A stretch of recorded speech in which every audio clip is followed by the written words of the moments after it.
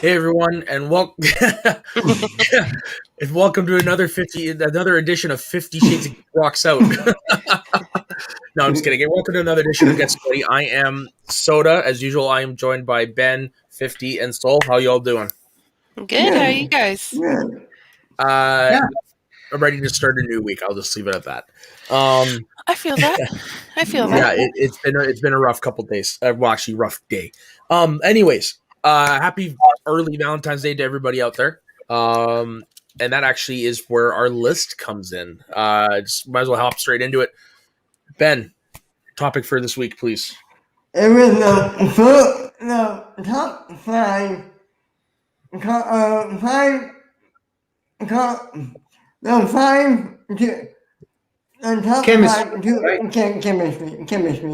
Top five couples in chemistry. Yeah. Thank you. Very fun. Like I say all the time, English is hard.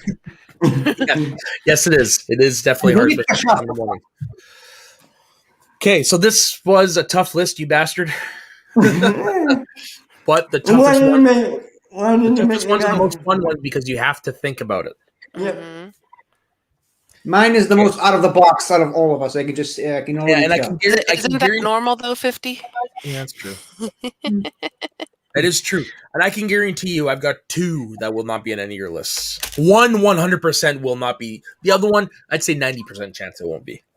I don't think any of mine will be in any of your lists. Maybe just one. Maybe one of them. Okay. I'm excited to see what you guys picked. Yeah, me too. So let's just get into it. Ben, what's your number 5? Wayne Wilson and Vanessa from That's my number 5 too. Yeah, that was my number 5. Yeah. What? Didn't even cross my mind. That's weird. Really? Oh, Deadpool is a romantic comedy. At least based on yeah. marketing. It was released on Valentine's Day. And they say they're crazy fixing each other like two pressure pieces. And they could totally feel the love for each other. Hell, with that one scene in Deadpool 1, when he's following her, you feel his pain. Yeah. You want him to reach out to her, but he can't. And then in Deadpool 2, where he tries to kill himself, but she's the one in the afterlife says, "No, you're not done there yet. Get back there." Right. Like every time I see her, not going full crazy. Every time I see her is like the first time, especially from this angle. Yeah, yeah. Or when they get reacquainted at the end of the movie, and he's sitting there with the knife in his head. She's just cursed him. He's like, "That's perfect weekend for a rewatch." Right. And we can't skip one of the best montages in a superhero movie. I love my calendar, girl. Yeah. And let's not forget, she's the reason why he went and got that experiment done on him in the first place. Yeah. She's the reason why he ended up being what it was, but he became, but it was for the right reasons. Yeah. The things we do for love. Exactly. Yeah, I mean, you gotta love somebody who's willing to peg you in the ass every once in a while, I guess. Okay, so that was also my number 5. Goals, am I right? Sorry, what was that, 50? Couples goals, am I right? Sure. There's going to be a lot of involved in that one. Okay, so since that was also my number 5, Soul, what was yours? Okay, so my number 5 is Peter and Laura Jean from To All the Boys I've Loved Before and subsequent sequels. I think the third one comes out either this month or next month, sometime in 2021. This is such a cute little love story. It's based on, like I said before, it's based on books that I have not read that exist, people. Yeah, I mean, wow. Right. And they're so cute together. It's Laura Jean writes these letters when anytime that she's like loved someone, she's wrote a love letter and like she addresses it and everything and like puts it in a box in her closet, and her little sister one day finds them and actually sends them out. And so Peter's one of the people who got a love letter, and this love letter was written when she was like in middle school kind of thing. Apparently, third is out already. Oh, yay! I'm adding it to my list right now, and it looks like it's available for me to watch. Awesome. I love it. Good for And you. but so they kind of pretend date. So they do that whole like trope of, okay, we're gonna pretend date to make his ex jealous and want to be back with her, and then their like love story that ends up happening.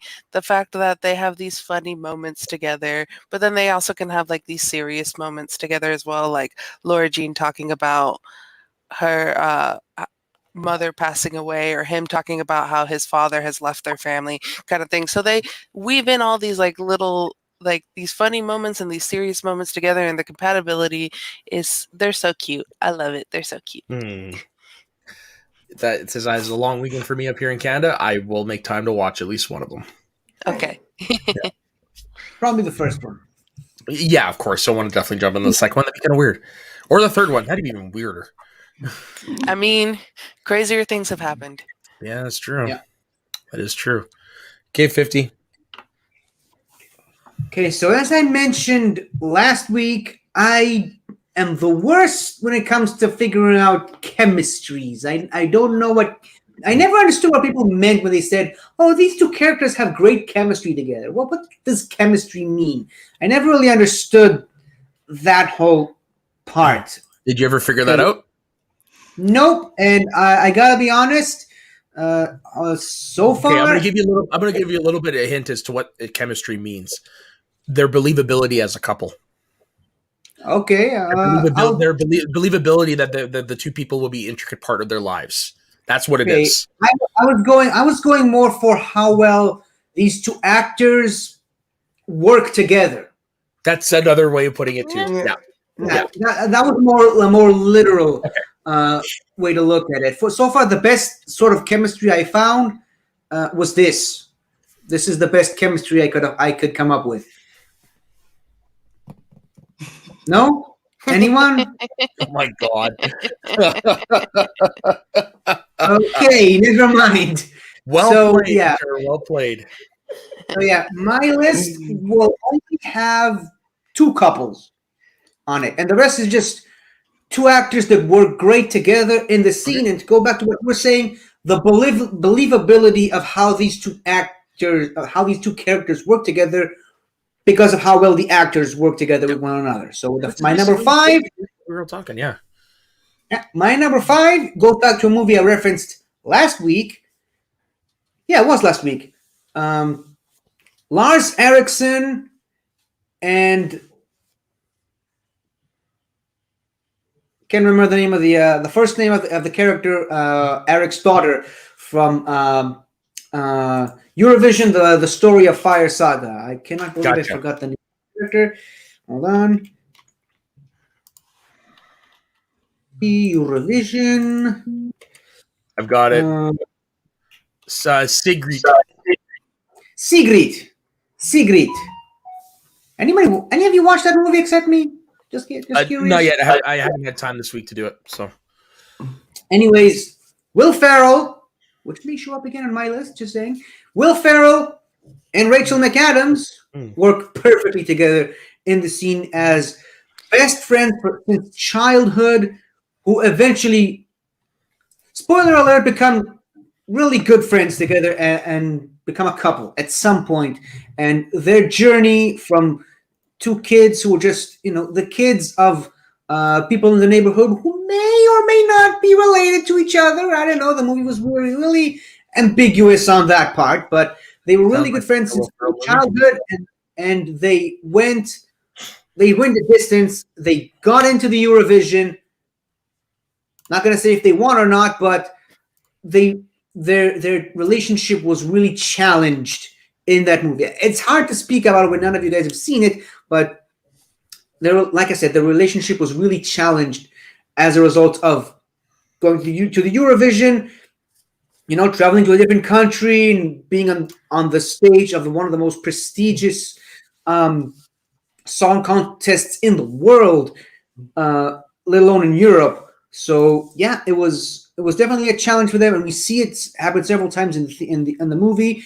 She almost leaves him for another person, then he leaves her because he thought they lost, and a lot of stuff really happened with those guys. And yeah, I don't want to speak too much about it because I feel it will be just be a spoiler. But they just work together so well, at least with the first half of the movie, and then the duet that they have, not really a duet, it's more of a solo with guests appearing, one of them, but the song that they have at the end there is one of the best scenes in any movie of last year. And let us not forget that whenever you're feeling down, the best thing to do is just to go to a bar and sing "Ya Ya Ding Dong."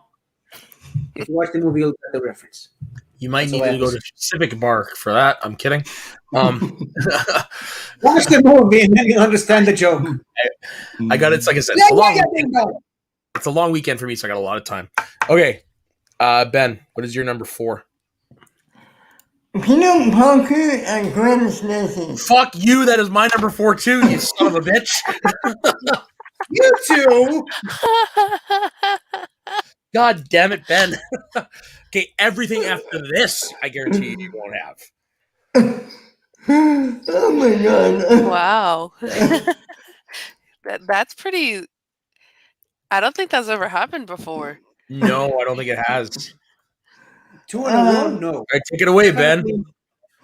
I mean, what can I say? They're so cute together. You feel how much they love each other. And, spoiler alert, one of the reasons is because they were dating in real life while making these movies. And it's something where the best part of your movie is a love story between these two couples. Especially in a superhero movie. Yeah. Yeah. You want to take some of that, Matt? You know what? That's pretty much all I was going to say. Like, yeah, their main reason their chemistry worked so well is because they were dating, but they were also very believable as a couple, as a high school couple. Yeah, every time they had those intimate moments. Sorry? Even though they were 30. Well, he wasn't. He was. But no, I mean, honestly, everyone gives shit number 2, but they're the main reason why, for me, number 2 works. It's because of the consistent conflict that's going on between Peter. Like, I made a promise to your dad, I have to break up with her, but he doesn't want to because he loves her, and just their whole couple dynamic in that one makes the whole movie work for me. Like, that's why I would pick Gwen. Truthfully, I will always pick in any medium Peter and Gwen over Peter and Mary Jane. Okay. Really? Because of the tragedy of it all. Yeah. His first love. Exactly, his first love, and they very rarely nailed it in Spider-Man 2, especially at the deaths, everything afterwards. Like, I wish they'd have kept part of the funeral. There's a deleted scene I wish they would have kept in there. I'm not going to go into full details, but if you really want to read a great book about their relationship, I mentioned it before on, I think it was Top 5 Comic Books or something like that, but you guys got to read Spider-Man Life Story. Yeah. Because it goes through the events of Thank you for being Spider-Man Life Story. I was just like, Spider-Man Life Story is a great book, though. It is. Sorry, I made a mistake. I was thinking Spider-Man Blue.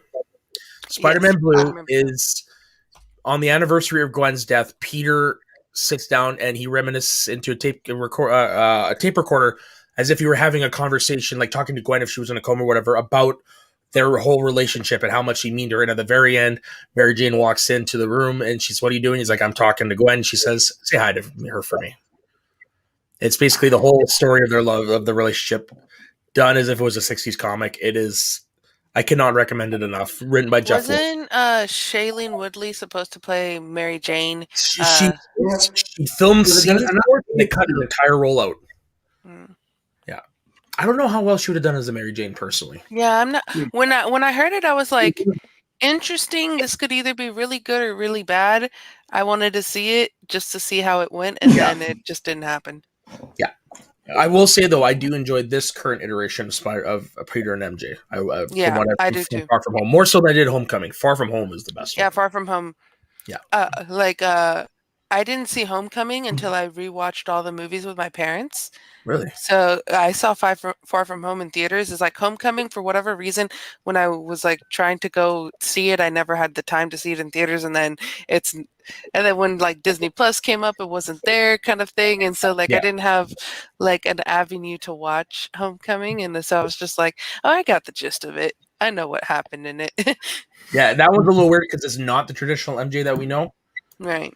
but we definitely start to get that a little bit more in Far From Home. Far From Home. Yeah. I And also- read after you. And also, what you said earlier about Peter and Gwen Stacy in the Amazing Spider-Man 2, it's really the relation. It's really that Spider-Man as a whole, as a character, that's his whole conflict with life. Mhm. The whole, I want the girl, but I can't because I will endanger her, and she can't know who I really am, and it puts a target on her back. That's why. That's another reason why that chemistry, again, that magical word chemistry. Weird to see to use magical on a word like chemistry, but never mind. That magical word chemistry works so well in the Spider-Man movies, particularly that one, because they were dating in real life. That also helps a Yeah. lot. Yeah. Okay, so Sol, your number 4, please. Okay, so my number 4 is from Crazy Rich Asians, and that's going to be Rachel and Nick. See, I had thought about that, but it ended up not making either of my lists. I had thought about that though. So, one, Henry Golding is a very attractive man. Oh, he's fine. He's fine. He's fine. He fine. But also, again, cute story between these two. Also, again, based on a book that I haven't read, but I do own it. So one step up there. But yeah, just they're so cute together, and I love the whole he's from money, but he doesn't care about the if she's from money or not kind of Yeah. thing. It really is about the love that's there and not like about the material things or other. And even when his mom was trying to break them up, kind of thing, she basically was just like, oh, I'll leave if it's better for him, for his future and all that thing. And she, like, when playing that mahjong with his mother, seeing that happens there. So like Powerful the scene fact, is yeah, such a powerful scene. And like the fact too that like you love someone enough to be like, I want what's best for them, so I'll leave, kind of thing. And then he goes like chasing after her. So cute. I Yeah. love this movie. It's a movie I wish I owned in 4K, because could you imagine watching that in 4K? Right. And Like, all I the mean- colors and just Exactly. like the lavish life that they live, like that wedding with like the water on the floor Oh, and yeah. everything. Like And that was beautiful. that beautiful rendition of Can't Help Falling in Love. Oh my Mhm. god. And also that movie introduced us to Asian Ellen, Yes. which is my favorite line in the movie. And then also I love too Aquafina just in Yes. general. She's so Yeah. good. And she's good like in a comedic role. We saw her be good in a dramatic role with the Farewell. Yep. She's gonna be in Raya the Last Dragon, so we're gonna see her voice acting. Like I think we need to put some more credit on Aquafina's name going forward because she's a superstar. Oh, for sure. That was it. Crazy Rich Asians. That was the breakup for her, because I know she did Ocean's 8 before that, but I mean, I don't really see that. I sure was a memorable in that. It was probably, but yeah, she was in Ocean's 8. She was in Crazy Rich Asians. That's probably like those two together. It was like the year of Aquafina. Yeah. Yeah. No, I okay, so add that to my list to watch this weekend. Normally, I watch like horror movies and stuff on Valentine's Day weekend because I think this year I might actually break it and go soft. We're making Matt go soft. Yeah, well, hey, might want to reword that. Okay, 50, you're number 3. But yeah. Calling Dr. Number 4. Shot. My number 4, Matt, not my number 3. Just because that's just because we're skipping all of yours because you picked the same ones as Ben doesn't mean we're skipping all of mine. Okay, my number 4 is actually the second and only, rather last couple on my list, and that's Ryan Gosling and Emma Stone's character from La La Land. Okay. See, I would have picked Crazy Stupid Love over La La Land. I would have as well. Crazy Stupid But- Love over But La they La are Land. great. They do have great chemistry. In La La Land, I believe that's the third movie they've been together as a couple. That there's Crazy Stupid Love, Yep. Gangster Squad, and then Yeah, La La right. Land. That's after years of working together. They know each other so well. They Yeah. work so good with each other. And even though, spoiler alert, they don't actually end up together in the movie, it seemed to be becoming a regular thing on my lists. But they do work together perfectly for the first at least hour of that, and the montage where I can't remember the name of the characters from that movie, but Ryan Gosling's character has this sort of imaginary montage of what would have happened if they stayed together. Yeah. That's when you know that their chemistry, the word of the day, that their chemistry works so well because there isn't a single line of dialogue throughout that entire montage. They basically did the whole first half of Wall-E or the opening of Up. It works without dialogue, and that's when you know that these two people have great chemistry together. That's how they work well together as a couple on screen. Again, we're judging how the actors make the characters look believable on screen, not necessarily how it was written, because I can definitely think of a few other characters that the actors don't have great chemistry, but the characters would have worked if we were just judging it how it was written. So, yeah, La La Land is my pick, and mostly because of the years that they've worked together and how that was the big climax of. Gotcha. So is it more them as a movie, as two actors playing couples, or is it just as La La Land? That's kind of where I'm like a little confused on that. Because I went with a more literal approach to the word chemistry, and I think where I was going with this is I only picked one movie where even though some of my picks on my list have appeared in multiple movies together, I picked the one movie that best exemplified Gotcha. how they put together. So for you, it's La La Land. For me and Saul, it would be Crazy Stupid Love. I get what you're going for. Yeah, you're saying them together, but this is the movie it works for you the most in. Yeah, gotcha. That's another one I have to rewatch. I watched it when it came out. I still haven't watched it again. I remember liking it. I watched it once at home, and I remember just being like, "It's good, but it's not deserving of the hype that everyone's giving it." Yeah, I think a lot of that was mostly Scott Mance, though. Yeah.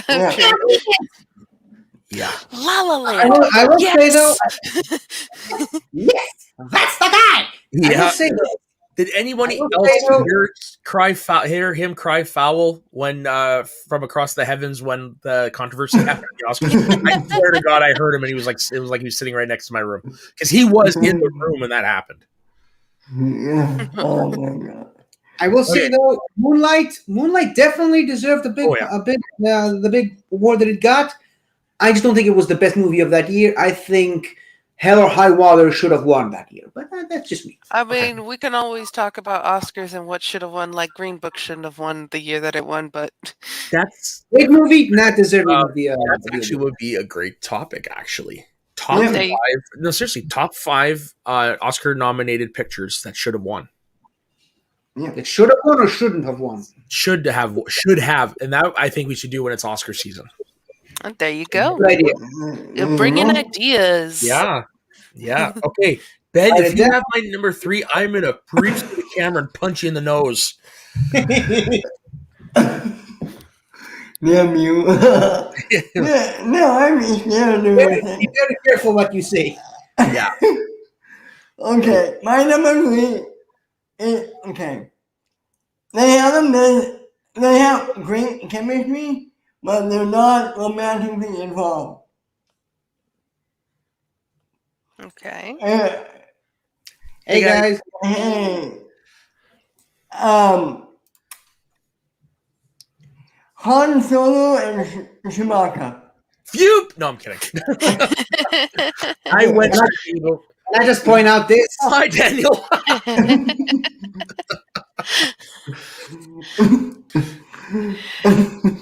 I mean, where's the lie, though? No, you're not wrong. Yeah, you could argue they're each other's road wives. Yeah, the bromance is real. Exactly. Does life debt count as marriage? In some cultures, maybe. Yeah. Yeah. And they get so long, they communicate so well together without talking pure English to each other. You feel like what one is saying about the other. You get that camaraderie. You get the brotherhood. You get what they mean to each other. When spoiler alert, when Hunt dies in episode 7, you see how much anger Chewbacca has because of that.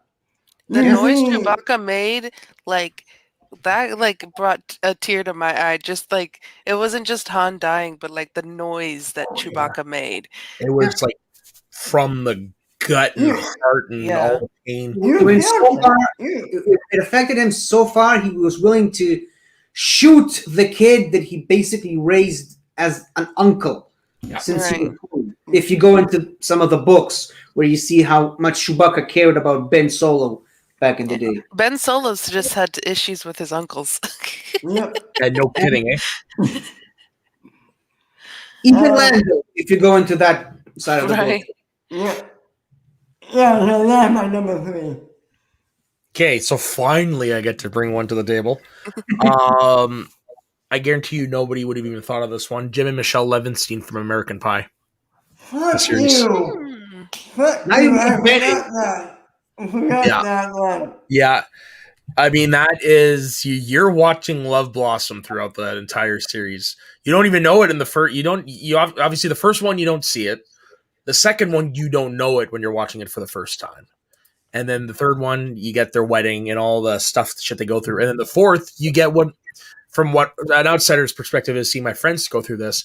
What happens when you bring a kid into the equation, and what happens when the spark kind of dies. And I think these two play it perfectly because they, for lack of a better term, they grew up playing these characters because the first time they played them, they were early 20s. They played them all the way up through adults. And they work so well together. Like Allison Hannigan and Jason Biggs, like you'd think they were married in real life. I really think this. You can't do that. I don't know who she has better chemistry with. Jason? Well, when you're not the one named Jason. Jason Biggs or Jason Segel? I'd say Jason Segel, but for the terms of this, because we're talking movies, it's Jason Biggs. Okay. One of the Jasons different. Jason Yeah. Voorhees. Yeah, and Jason Voorhees. Speaking of which, watch Freaky, everybody. But no, I mean, and if I'm going to pick a movie specifically, I'm going to pick American Pie 2. Okay. Because that is the one where, like I said, you might not notice it at first, but you definitely see them start to come together as a couple because he goes to her to try to figure out what was wrong with the one time they had sex together so he can impress Nadia. And as you're seeing those scenes together, you're seeing, this chemistry happening here. There's love. And at the very end, when he shows up at the band camp and plays horrible trombone, my favorite part is when he goes up to the guy with the herpes and just bops him in the face with a trombone slide. And that was the day the music. Yeah. No? Maybe. But yeah, that's my number 3 is Jim and Michelle Levinstein from the American Pie franchise, specifically American Pie 2. Damn, I should have thought of them. All right, so my number 3, we're going into the land of anime because I had to do it. One of my favorite animes is Fullmetal Alchemist Brotherhood, and so I chose Edward Elric and Winry Wakbao. I love them together. I love too throughout because you see Edward grow in height, and there's like at the beginning he's shorter than Winry, and then like at the end he's taller than her, and like there's a moment like a screenshot where they're like next to each other. You're like, whoa, when did he grow this much? Because you don't think about it as you're watching the story progress, and then like later on you're like, oh shit. But yeah, they're cute together. Every scene that they're together, you see like blossom from like a friendship family kind of dynamic that they have because they grew up near each other, and just you got the two. I wouldn't call it like enemies to lovers, but it's somewhere near that trope of where they were very like argumentative with each other, would always be fighting with each other, would be like having those moments of just like, They were married You're- before they were married. Right, exactly. Like, you're short, or like, you're annoying. I hate you. Like, kind of like It's playing the, off it's each the other classic, that way. That was their it's way the of expressing their love. trope of, it's the classic trope of when you're a kid. Oh, if you're fighting each other, that means you love each other. Yeah. The stuff that you hear in school all the time. And then later on, you see them just like really grow into each other as friends, and then as in significant others. And then you see too, like in the montage of photos at the end of the series, where it has him and Winry and their 2 kids, Oh. and like in a picture, and I'm like, oh, it's so cute. Fun fact. My 2 friends who had their first child in October, when they first got married and we were talking about having kids, they were thinking of naming their daughter Winry. Oh, Yeah, they settled on Luna Jade. Not a Luna Jade. Luna. It's Luna Zelda. oh, okay. Hmm. That's what happens when us nerds start having children. Yeah. Question: have you seen the live action Fullmetal Alchemist? I have not seen the live action. I've seen. It's so weird calling it the original because it did come out first, Fullmetal Alchemist, but it's not. After a while, it doesn't follow the manga. Yeah. So to me, Brotherhood is more original because it actually follows the source material. Well, actually, you could argue that the Yeah. first one is original because it does its own shit. Right, exactly. So I've seen those, and then I've seen all of the animated movies. Okay, the reason why I ask if you've seen the live action is because they do horrible disservice to Winry in that. They make her one of the most annoying characters you will ever meet. Now, I will say, it is like literally like she's a badass mechanic too. She's like, not. She's not. They turn her And almost not in into the- Lily Scott from Ugh. Temple of Doom. Like that's how far they turned her. But I will Come say it's like on. watching an actual anime in real life, a movie. But yeah, honestly, they just completely ruined her. Winry deserves better. Hashtag 100%, Winry deserves 100%. better. They didn't even make her blonde. Justice for Winry. They didn't even make her blonde. They made her they brunette. I was like, what the? Anyways, I I'm don't gonna know. go on a rant. What's funny too, like speaking of not making characters blonde, which is like the easiest thing you can do, hair dye, wig, something. Yeah. Like the first Percy Jackson movie, Annabeth is blonde in the books, and they like she's blonde because it comes up all the fucking time.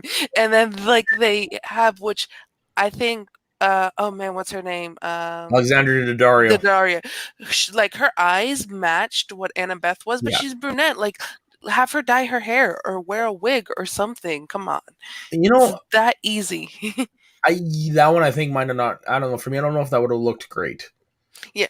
And then like to try to like appease the fans, they put blonde highlights in her hair in the second movie. Yeah, which I think that worked. I think that worked better. Yeah. But the way she looked, I was just like, she's not even like, these people didn't even read the book because first off, it was a terrible adaptation of the book. But then I was like, she's not even blonde. I wouldn't say terrible. I wouldn't say it's the greatest either, but it was my introduction to the series. So what do I know? Hey. It's crazy how a character's hair is so important to fans that you just gotta wonder why the movie studios do that. Now, see, here's the thing, though.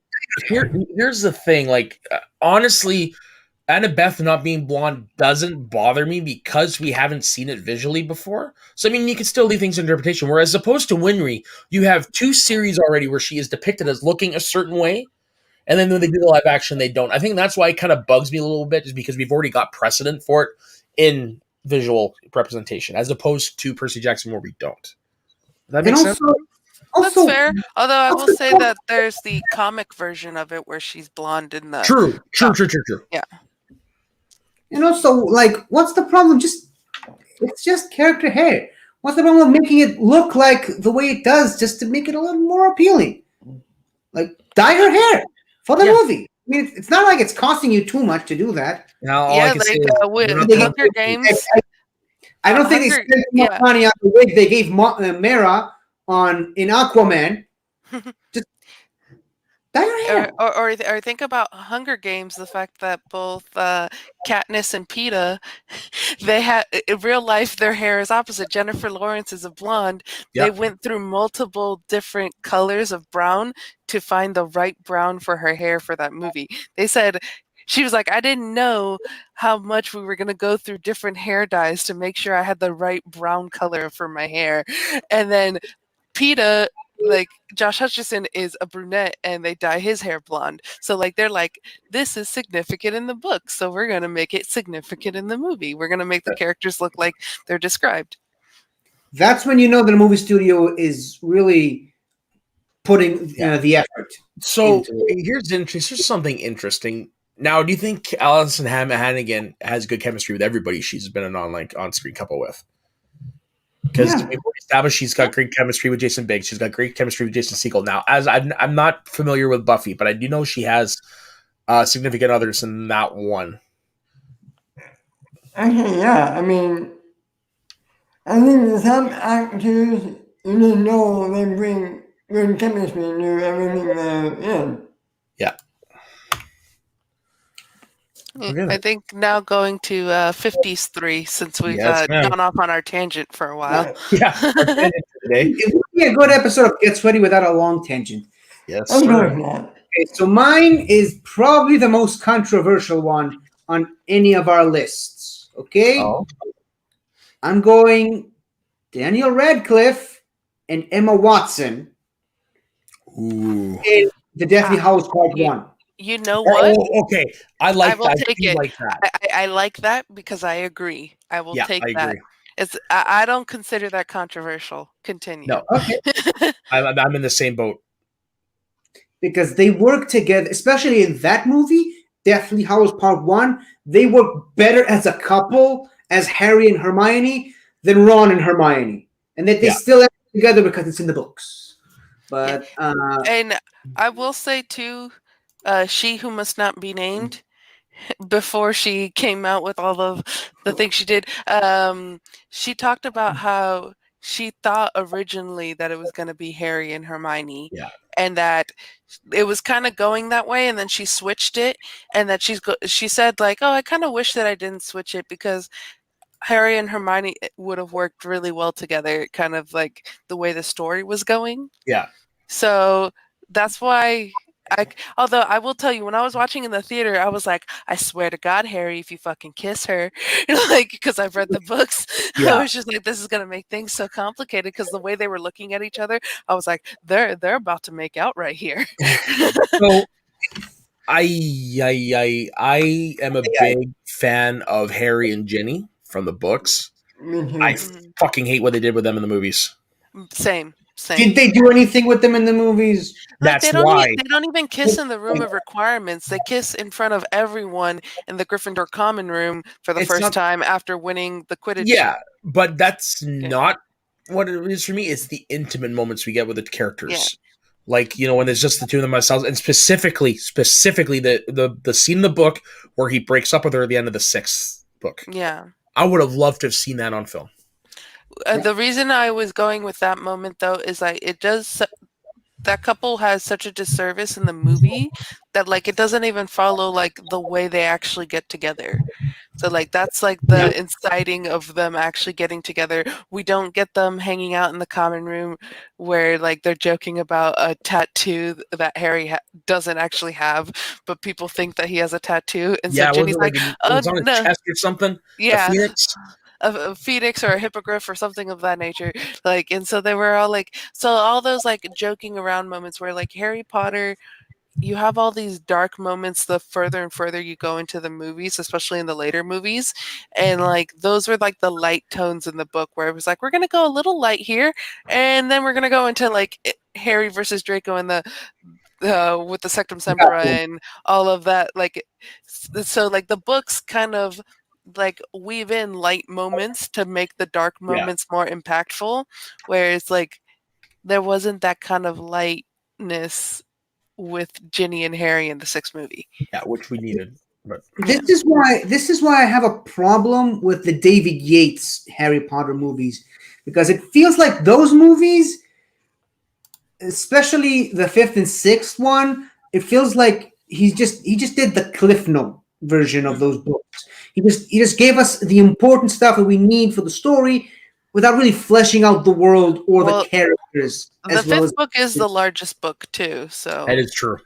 Granted, but they did skip a lot of things that could have serviced the story going forward. It feels like he was just doing it one book at a time. Like he didn't even look at the grand story. He didn't do the Kevin Feige thing where we're going to put this little cameo of Captain America's shield in this Iron Man movie because it's going to service us later when we get to actual Captain America several movies down the road. He didn't do that. He just went movie by movie, going so far as that the fact that some of the important characters were just extras in some movies, but then in the follow-up movie when they had like a big moment with them, like I don't remember I apologize, I don't remember the character's name, but the one that touches the cursed talisman and she floats up in the air.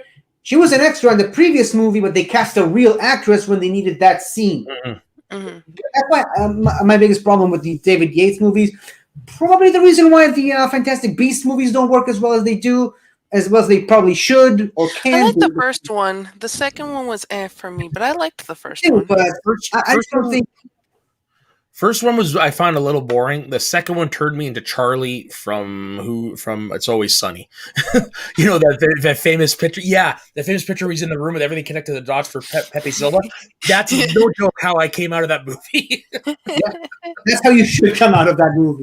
Yeah.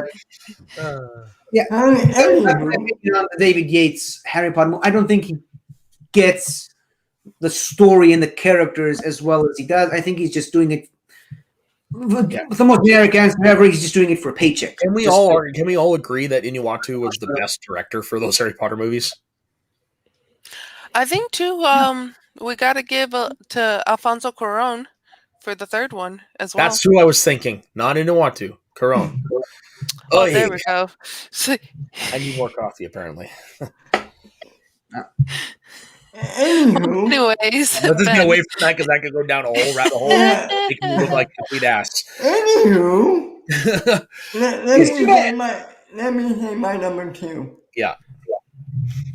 Christopher Reeve and Margot Kidder, Superman the movie. Never fucking thought of it. Ah!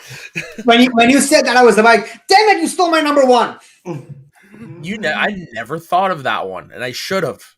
Come on, they work so well together. Clark Kent and Lois Lane. Now, here's the thing. I actually did my list based on couples with chemistry. They were never a couple in those movies, except for maybe 2 for a bit. I think that's why they never popped in my head, because they are not a couple. Why, man? They do have amazing chemistry. You're 100% right. But that's just how I based my list around it. I think that's why I didn't include. Yeah, that's the way I did my list as well. What about Superman 2, though? Yeah, exactly. That's the thing. Like, Superman 2 is the outlier because they do have a good chunk of the movie where they are together. And Superman Returns is supposed to be a direct sequel from Superman 2. Yeah, but they don't have chemistry as compared to Margot Kidder. No, absolutely. You're right. But I agree with you. Great chemistry with those two. That honestly, I don't think that movie would have worked without those two in their roles. And that flying scene in the number 1 in particular, and it's iconic. It's an iconic flying. It's an iconic romantic scene. The helicopter falls. That is, oh God, one of the most iconic lines. You know, it's still safer to fly. But no, you're right on that flying scene, man. The music that John Williams composed for that, the love theme from Superman. I don't like that. I don't like that flying scene. I'm sorry. I don't like that flying scene at all. Why not? I think it's one of the worst scenes in the movie. It feels like she's tripping on acid and she's not sure what's happening. It's like, I can fly! I'm touching the sky! Are you a god? What is happening? It feels like... In their defense, it was the mid-70s. They'd never done that before. I know, but it feels I think too, for probably Matt and I here, like the music kind of like makes up for all of it. The music makes up for the movie for me, but I just think that scene really reminds me I hope you guys haven't seen this, but the Star Wars Holiday Christmas special, when Chewbacca's dad is watching VR porn for some I've seen reason. this scene. I've seen That's this scene. exactly what I thought of when I saw that scene. It was, and also, What's going on in your head, my man? I don't know. I feel like that scene where she's interviewing him in her apartment on the balcony. It's a great chemistry scene with those two, but it's one of the things that really breaks the movie for me. Because Superman basically gave away his biggest secret and weakness because he wanted to have sex with Lois Lane. That's not why he did it. He didn't. I don't know. I didn't like that movie at all because of those reasons. Because Superman was kind of dumb in those movies. Okay, in 2, yes, you can make that argument about why he gave up his powers so he could, get some. In 2, it works. I will say my problem with 2 is I love the fact that he gave away his powers just to be with her. Yeah. But then he gets them 5 minutes later anyway, so it doesn't matter. Yeah. And he said his mother, because he couldn't afford Marlon Brando again, his mother told him, if you do this, there's no going back. 5 minutes later, he gets his powers back because some guy beats him up in a bar or something. So, I don't know. I get why people love those movies. I just don't. And we can talk a whole day about it. Talking about two. That cafe scene. You might do question and 50 because at the end of the movie, after he gets his powers back, he goes back to the cafe scene and beats up that guy. I would have done the same because fuck that guy. He beat up Superman. You don't do that to Superman. Me Supergirl. too. I would have done the same fucking thing. I would have done the same fucking thing. And they actually referenced it in Zack Snyder's Man of Steel, which is one of the reasons I think Man of Steel is the superior Superman movie. Don't hate me. That's just the way I think. Certain days I can make the argument, but Superman the movie is the more iconic. Okay, It is, but I don't think it's a good Superman movie for the reasons I've said earlier. The Superman does not do stupid stuff like that. He's smarter than this. Come on. Even in the 70s. I'm going to bring this up, and Daniel is 100% right because he said his internet sees behind. But anyways, he's right. The chemistry between Allison Hannigan and Jason Segel in How I Met Your Mother is amazing, despite the fact she refused to French kiss him because he's a smoker. Okay. Okay. Well, here's number 2, Matt. George and Nina Banks from Father of the Bride, specifically Father of the Bride Part 2. Good one. That's a good one. I mean, outside of my number 1, for me, they're the idyllic couple. Like when you think of traditional family, white picket fence, you look at the Banks and it's like, you got it. Plus, they're fucking funny. And the best thing, like in Part 1, Nina Banks is more like an ancillary character. The movie is more about George and his coming to terms with Annie getting married. Whereas in the second one, she plays a bigger role because, she gets pregnant around the same time as her daughter. So it's like them trying to come to terms with the fact that they were just about at the finish line and now they have to start all over again, which is actually a line in the movie. And the emotions that they go through as a couple and the roller coasters, the ups, downs, selling of the house, him getting kicked out of the guest house that they're staying in, him making a complete fool of himself as always. I mean, for me, outside of my number 1, they are like top tier couple, and the chemistry between Steve Martin and Diane Keaton is amazing. Like two great actors. And to boot, they brought it back years later at the beginning of quarantine for Father of the Bride Part 3, the Zoom call. I don't know if any of you guys have ever seen that. I didn't even heard of that until now. I'm going to put it in the chat. It's worth sitting down for half an hour and watching it. It is the unofficial Part 3 because they brought everybody back. I saw it and I want a movie. I really badly want a movie. I so badly want a Part 3 because I want to see where they are out of their lives. And the best part is the 2 actors they got to play the kids grown up. I'm not going to spoil it because it is quite the surprise. Yeah. Okay. And one thing too that you see with that couple, especially because the second movie, is even at their age, they're still having. So that's a good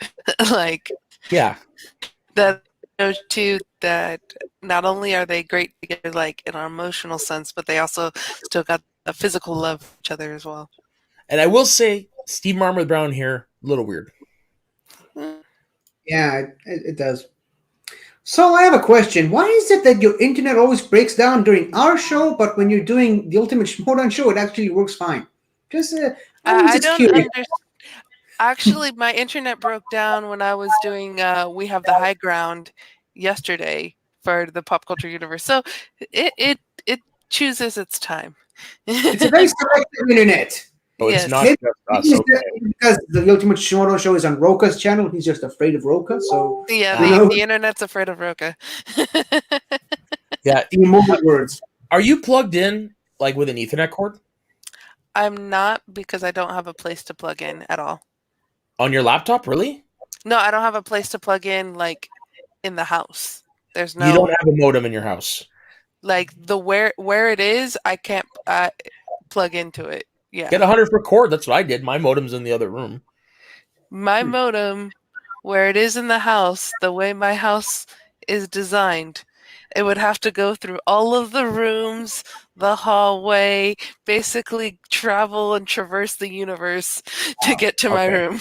Because I was going to say that also does go a long way into stopping that. Because I had the same Yeah. issues when I first started doing all this shit. I didn't hardwire it, but now it's hardwire. I haven't had the. I now that's hardwire, and I upgraded my computer. I haven't had those issues. Okay. So, but on that, Soul, what is your number two? Talking about TikTok. Yeah. What's your number two, Soul? So my number two is Selena Quintanilla and Chris Perez from Selena. Gotcha. You're talking the movie or the show? The movie. Okay. I haven't seen either. That's why I'm clarifying. Yeah. I've only seen the first few minutes of the first episode of the show on Netflix. And in that, there's still like kids in it, so it hasn't gotten to when she meets Chris. Just I think because also they're real life people, and Selena's kind of like, especially as a Latin woman, like she's kind of like just up there as role models, and died way too young. Rest in peace. But yeah, I love that movie. I love J Lo's portrayal of Selena. I love the chemistry between her and Chris.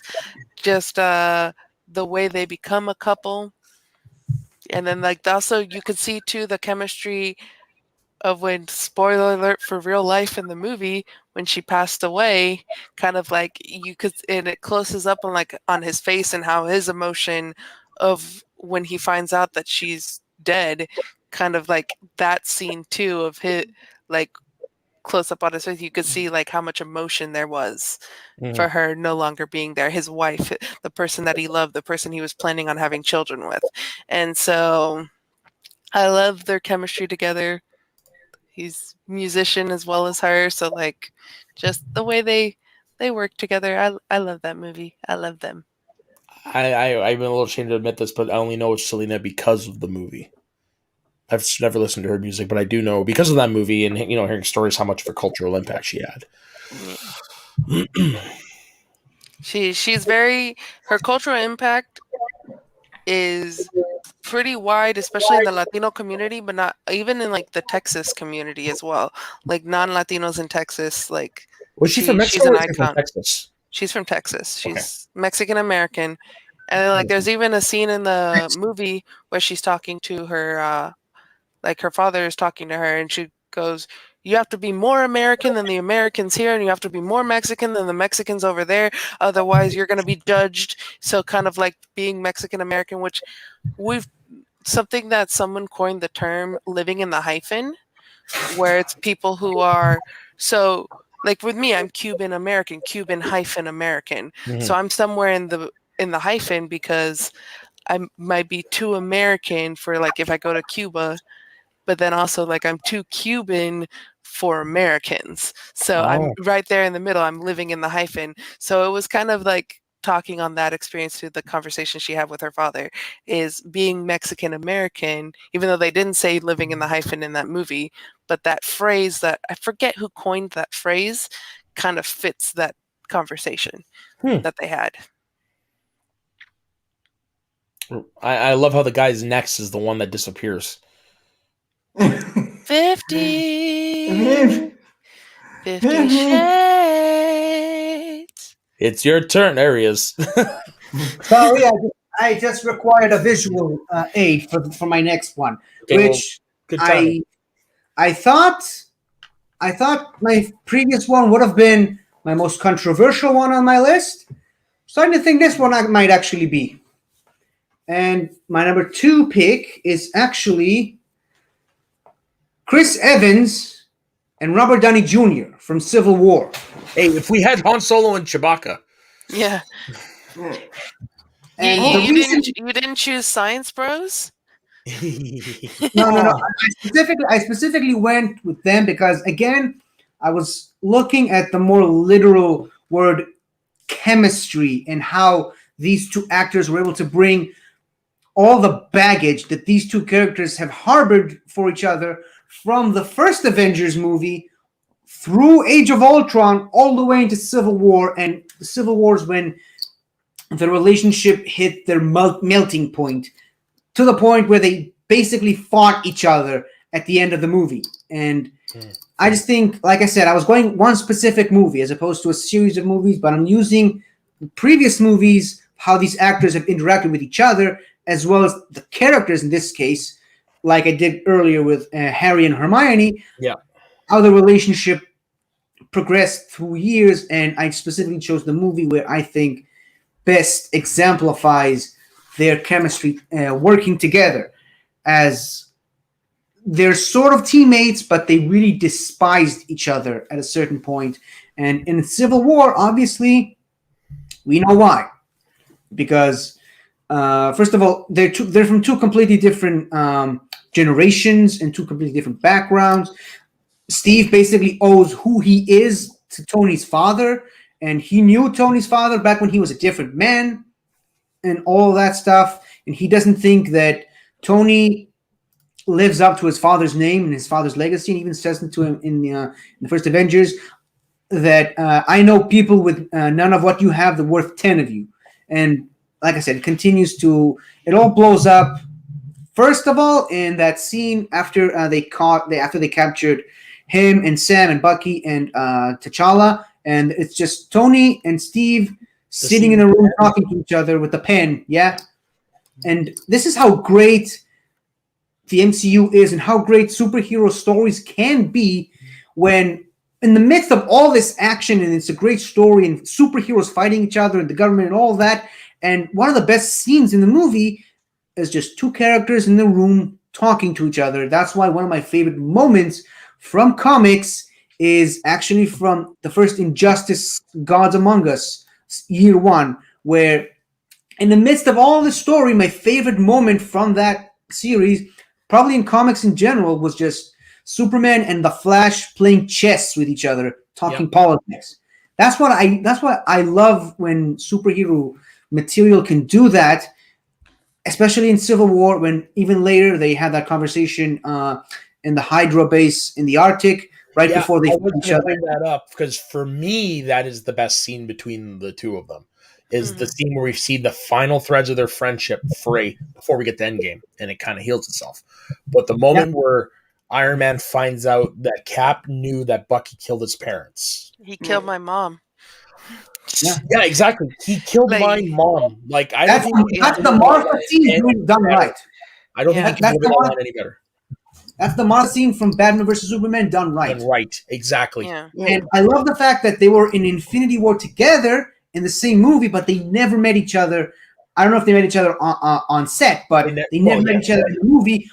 However, in Endgame, when they first see each other, they had the first conversation in years together. They still harbor all the same stuff that happened in Civil War. Yeah. And they reconcile when they travel back in time to New York in 2012. And they reconcile, and then they do this one final mission in the 70s. You think that's where the reconciliation happened? I feel like it happened in 1970. I think so too. Like it started. You can see it started in 2012 when he said, "Do you trust me?" And he says, "Yes." Yeah. Okay.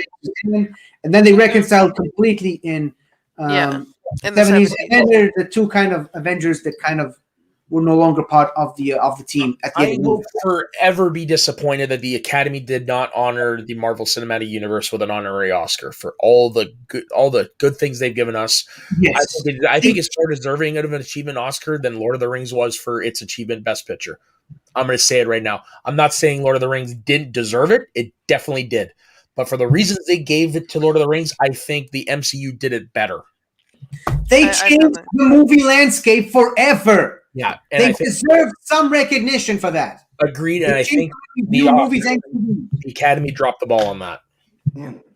As they normally tend to do. But let's be real here. This all happened at around the same time that they were even considering the possibility of the Best Popular Award. Yeah. Ugh. Yeah. Erase that from the lexicon. Thank God.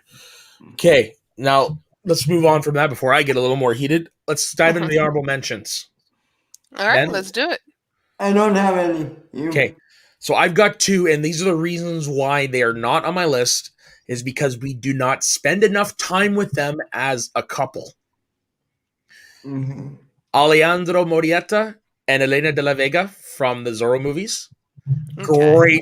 Great sexual everything chemistry between Catherine Zeta-Jones and Antonio Banderas in those movies. 100% they make the movie. And George and Lorraine McFly. Ooh, no, I did not even consider that. Now, the reason why they don't make my list is because we know they're married, but think about it. The majority of the time we spend with those characters, Lorraine is going after Marty. You know what? We spend 5 minutes.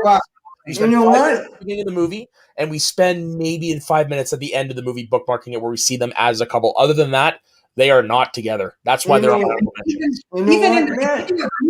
You're right. Yeah, even in the movie, they're not the best couple. Yeah. At the beginning of the movie.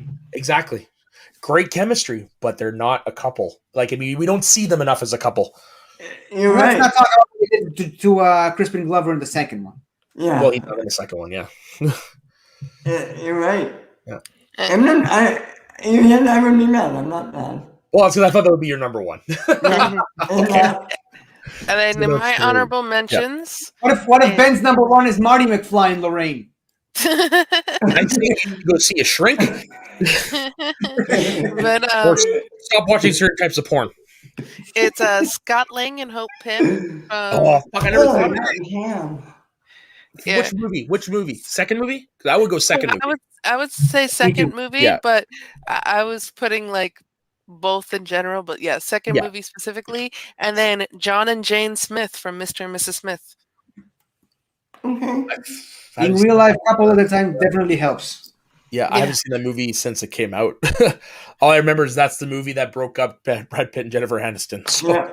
Yeah. Yeah. Okay, what about you, 50?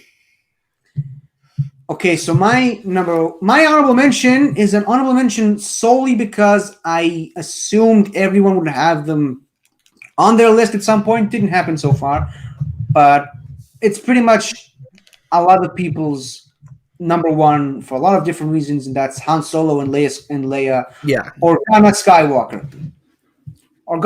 Solo. In any case, yeah, they definitely deserve.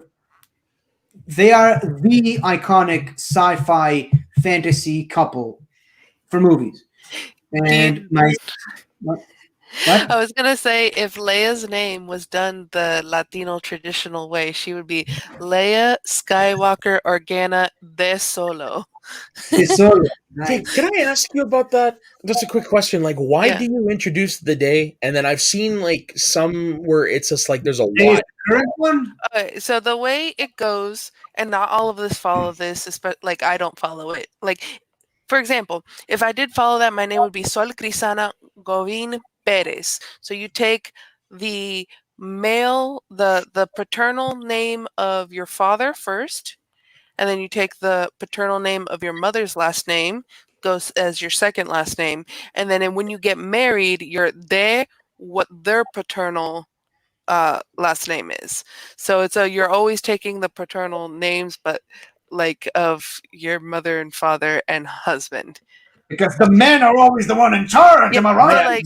So like, my legal dad name would is be like that, Govan. actually. Yeah. So my dad would be Govan Suarez. I take the Govan. My mom is Perez Morales. Would be Perez Morales. I would take the Perez. And so I'd be Govan Perez. My name is like that, but it's because my parents never married. My legal last name is Perot Majot because of that very reason. Yeah. Okay. I was just wondering. I actually didn't know what the meaning of that was because, I've seen it like Desi Arnaz. I'm assuming you all know who Desi Arnaz is. Like his real name is Desiderio Arnaz Diacha, and I didn't know why. Yeah. Well, Diacha would just be. That's just the last name. Yeah, that's DE, and then separated is of your husband's last name. I'm actually gonna look that up to see if I got that right. D is not. Yeah, depending on is a D or D, it changes. Okay, so Desiderio Alberto Arnaz E Diacha. So Y and then the DE. Yeah, it depends on last name's weird. We pile them on. It's easier when you're trying to track genealogy. It's like you're like, oh, last names. It's easier to track, but yeah, I don't follow it. I'm just Govan. Also, fun fact: Desi Arnaz his maternal grandfather is one of the founders of Bacardi rum. But yeah, you look at Pedro Pascal and Oscar Isaac. Like Pedro Pascal is Jose Pedro Balmaceda Pascal, and then is his full name, and then Oscar Isaac is Oscar Isaac Hernandez Estrada. Very nice. So Isaac is actually his middle name. Oh, okay. Nice. So technically speaking, Princess Leia's full name should be Princess General Leia Organa Skywalker Solo. Well, I thought my parents hated me. you don't know my full name yet. Let's just put it that way. In any case, my second honorable mention is something that's pretty out of the box, controversial. Again, like the rest of my list, but again, not a couple. But two people that work really, really well together, Kate Mulligan and Brett Sheridan. A.K.A. the Flirting Cops. I love it. I love it. Okay, we need to clip this out, and we need to tag that section out, and we need to tag them in it. Honorable mention on our best couple of chemistry. By the way, speaking of George and Lorraine, did any of you guys see the most recent episode of Brett and Kate's Playdate? I she had her parents on. She had her parents on that episode, and her parents are literally named George and Lorraine. That's awesome. No, unfortunately, I stopped being a patron for them a long time ago for SCN. I don't know if I can send you the link to the episode, but I'll try. Oh, you can. Okay. I've done it with certain things on another Patreon that I'm technically not supposed to do. Don't admit these things on live YouTube. Patreon. I never said what Patreon I'm on. It is because I'm on several. No, but I was saying 50 revealing. Oh, never mind. Okay, I fully admitted to pirating several movies online. Okay, on this show. Anything from Disney+. He has no shame. Okay. Moving along. Anyways, I can finally put this thing back where it belongs. Go ahead, Ben. Harry and Sally. When Harry met Sally. I was contemplating that because you're right. They have great, based on the argument of chemistry, they're at the top. Yeah, I don't even have to say that much. I mean, they work perfectly together. Yeah. And yeah. I actually first saw the movie for the first time 2 years ago. Obviously, I knew of the "I'll have what she's having" scene. That's the only thing I knew about the movie. I had no idea they started off as hating each other. Oh my god, I love that movie. Speaking of Princess Leia, Carrie Fisher is in that. Yeah, as the best friend. Really? Yeah. Yep. She plays. Was it Meg Ryan's best friend? Yeah. And then Bruno Kirby plays the Billy Crystal friend, who was also in City Slickers with him, and played a young Clemenza in Godfather Part 2. Oh, I didn't know that. All I know is that Ken Napzok hates that movie. Really? Wait, what movie? Why? When Harry Met Sally. Oh. Why? Oh. He brought it up on Movie Fights once when he said that it's not believable that the ugly, unattractive middle-aged man can land the pretty attractive woman. He said it's only a movie trope. Obviously, he brought it up for Movie Fights and was being sarcastic. I mean, just look at his girlfriend now. Just saying. Yeah, exactly. So I was going to say, well, based on my situation, he's 100% right. Anyways. Well, I'm not a middle-aged man yet, but yeah. I'm 33. I'm getting there. You're a middle age. Yeah, I'm lower middle age. Okay. I think I know your number one, man, and here too. No, I want you guys to take a guess on my number one because it's probably fucking obvious. I'll let them guess. Just kidding. Adrian and Rocky. Ding, ding, ding, ding, ding. Yeah. Adrian and Rocky. Yes. Reason why I love those two is because, like Rocky says in the first movie, they fill each other's gaps. His dad. In more ways than one. Sorry, I didn't catch that. In more ways than one. Shut up. But no. What the best exemplary of that? There's a line in the date scene in the first movie when they're on the ice or whatever, and Rocky says, "My dad." Rocky says, "My dad says you don't have much of a brain, so you should develop your body." Whereas Adrian said, "Oh, my mama said the opposite thing. You don't have much of a body, so you should develop your brain." That's why they fill each other's gaps. I'm going to use a specific example of the third one for why I think they're the best couple. It's the scene on the beach right after Rocky, like he just gives up. And she's just like, "What the hell's wrong with you? What are you fighting for?" And he's just basically comes out with it like, I'm afraid that I'm going to lose everything we've got. I'm afraid I'm going to lose you. I'm afraid I'm going to lose the son, our kid. I'm afraid we're going to lose our house. I'm afraid we're going to lose everything. And Adrian's the one that brings him down. It's like, we're not going anywhere. There's nothing to fear here. And that's why I think they are a great couple, is because they balance each other out very well. If that makes sense. Again, I've told you previously that I have not seen the Rocky movies. Yeah, you should get on that tonight. Basically, the Rocky Adrian relationship is what I've strived for. I want an Adrian. I want someone who be able to balance me out. Okay. My favorite scene with them in it too is the hospital scene. When? Yeah, because what's great about that is at the beginning of the movie, while she's pregnant, he got very badly injured in the first movie to the point where the right side of his face, was it the right side? One side of his face got in from being punched repeatedly, because Rocky's fight style is dumb. He doesn't block. And so he pretty much got his right side caved in, and they're worried about the brain damage. They're worried about him losing his sight. And Adrian, says, "I don't want you to fight anymore." So he spends the first part of the movie trying to get other jobs, which he can't do because he only has I think a 10th grade education or something like that. He never finished school. And so he decides to maybe try fighting again. She's like, "I don't want you to do it." So he goes and he starts working at the gym, blah, blah. Anyways, Apollo Creed calls him out because everyone's calling Apollo Creed a fraud, a sham, because he did take this fight seriously. It was a hoax. It was because basically it was just meant to be an exhibition. This pisses Apollo Creed off. He starts calling Rocky out in public, in the newspapers, on TV, everything like that, doing everything he can to get this fight. Mickey shows up and say, "Hey man, we got to fight him." Rocky's like, "I agree." He looks up the stairs. Adrian is just disappointed, walks off. They go through this period where they're not really, they're fighting because she's worried about his well-being, but he wants to do this to prove that he's not a one-off fluke. She ends up falling into a coma before they can reconcile, because the son was born premature and she ends up having complications. She goes into a coma. Rocky stops everything because at that point his head's not into it because he doesn't have Adrian in his corner.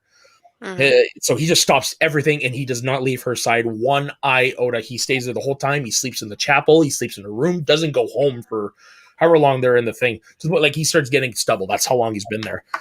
Finally, when he's sitting there and he's just got his head down and he's prayed, he's just like, "I want her back." You can see her hands start to move.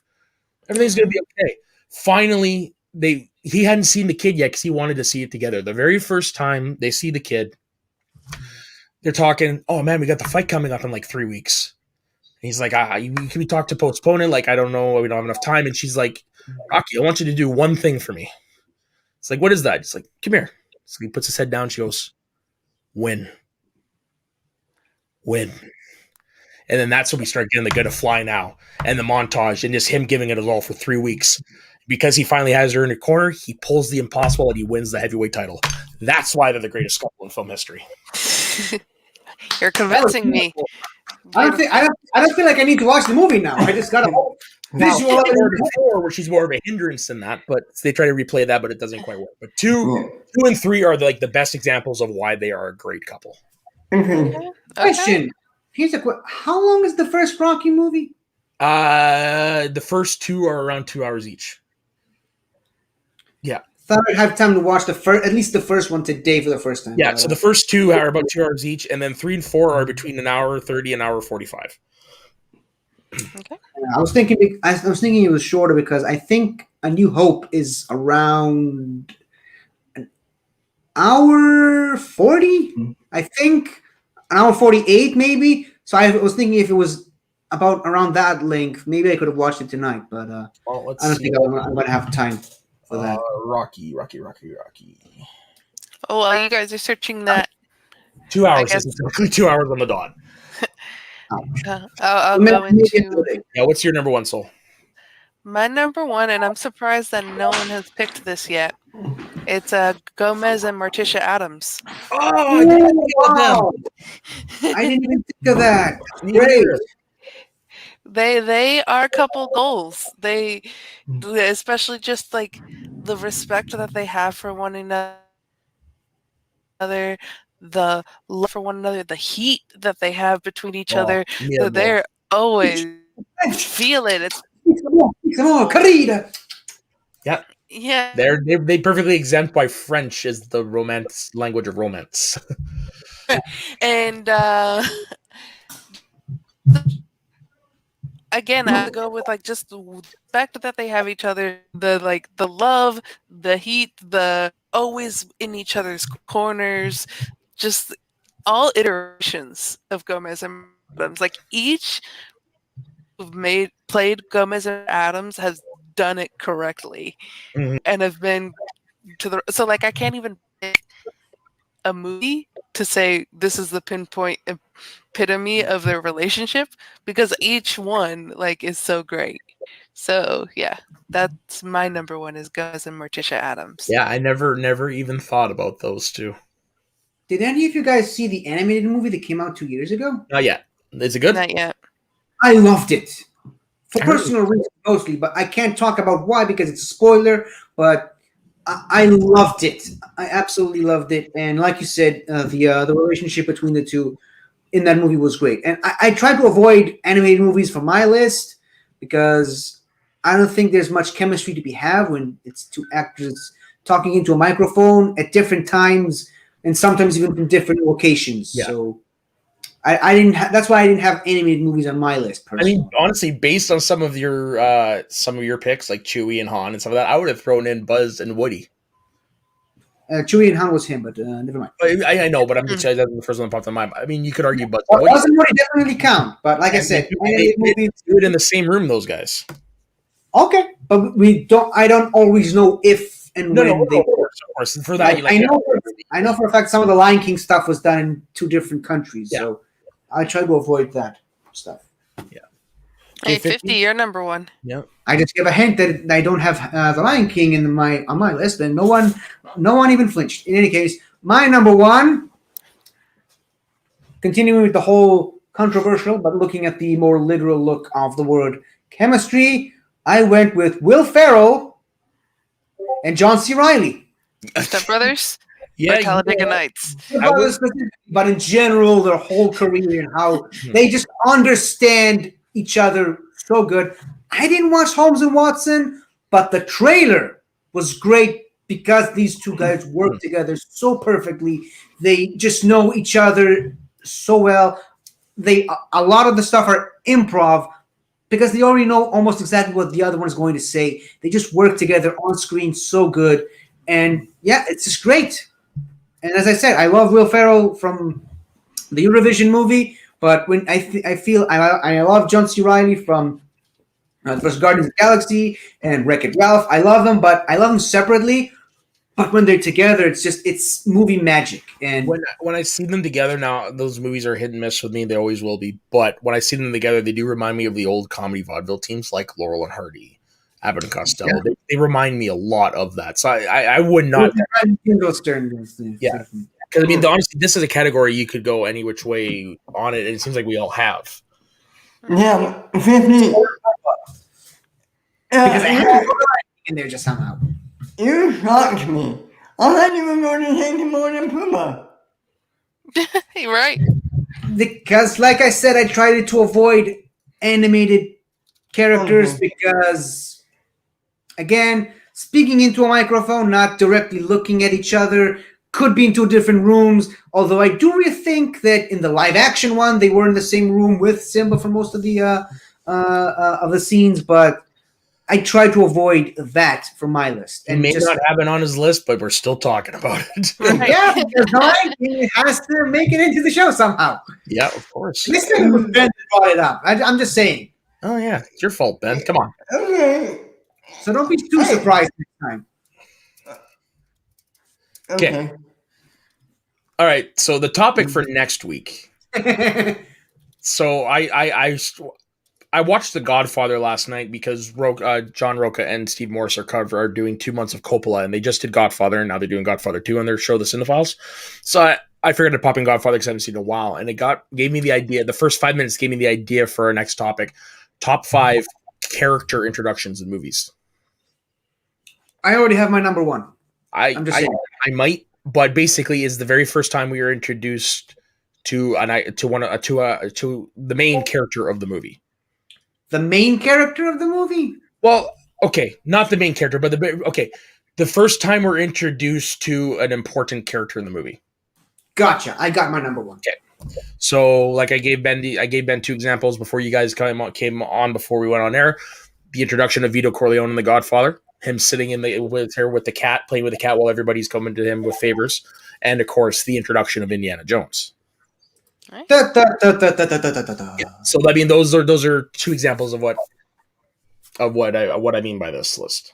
I gotta say, the Indiana Jones one had crossed my mind when you said that. Yeah. Now here's the funny thing, though. I think a more iconic Indiana Jones entrance actually happens later in Raiders than the first time we see him. So I don't know if it's the scene where he shows up at Marion's bar and we just see the silhouette first. Now I'm just thinking of the music. I was over here going dun dun dun dun in my head. And what's funny enough, the guys that kind of funny are doing Indiana Jones in review. I would definitely check that out because some of the people that are reviewing it's their very first time seeing the movies. Oh wow! Yeah, definitely check those out. Okay, so that brings it into today's episode. Ben, where can everybody find you? You can find me at BenRated2 on Twitter. You can find me here every Tuesday on Shooting the Breeze with Matt, every Friday on Recapping the Past again with Matt, every Sunday on Ben's Hot Takes, and is that it? Every Saturday also on Mount Schmodown, my other YouTube channel. For Mount Schmodown, you can find me there in about an hour, actually. Okay. And I think that's it, right? Yeah. Yeah. Matt. And you can find me at soda_the_saxman. Pretty much everything on this channel that Ben suggested. And you can also find me over my other channel, Schwills of the North, where tonight we are going to go live with our faction rankings going into the year. So definitely check that out. Nice. Yeah. And okay, Sol. You can find me at Sol Govin on Twitter, at sol.k.govin on Instagram. You can find me here with these lovely people every Saturday. Every Wednesday, I'm on for Soul Talk on this same network. And then tonight on John Roca's channel, The Ultimate Schmodown, now after show. We had to change it from Ultimate Schmodown Show to Ultimate Schmodown After Show. Okay. Can I ask you about that? Why? Later. Well, okay. I'll tell off screen. But yeah, we changed it to Ultimate Schmodown After Show, and we are going to have Kate Mulligan on today. So that's at 3 p.m. Pacific, 6 p.m. Eastern. So go check that out tonight. Right on. How about you, 50? You can find me on my YouTube channel, 50 Shades of Geek. You can find me on my gaming channel, 50 Shades of Gaming. You can also look me up live on Twitch, 50 Shades of Geek without the F, as I try the frustratingly annoying task of trying to finish Pokemon Shield using only a Shedinja, and see the frustration on my face when I keep failing time and time again. And all that is live on Twitch, which join me up. We can have a nice conversation on the live chat, because it would be nice to actually talk to someone other than myself. But all that will be on my gaming channel later. And you can also check out my Patreon, Pokemon Star, Cross, and Crescent. I designed a Pokemon game based on Israel, the country I live in. I just got new artwork yesterday that I'm going to put on the Patreon in a couple of hours. And I also got today some new stuff, which I will be releasing in a couple of days from now. So it never really stops. And if you want to know how this game is going to look like, hopefully one day in the future, check that out. Right on. Now, Mr. Rocky Balboa has a message for you too. Go ahead and watch my movie. Okay, thank you for joining us, everybody, and we will see you next week. And don't forget, everyone, stay sweaty and smash cancer. Smash cancer. Smash cancer.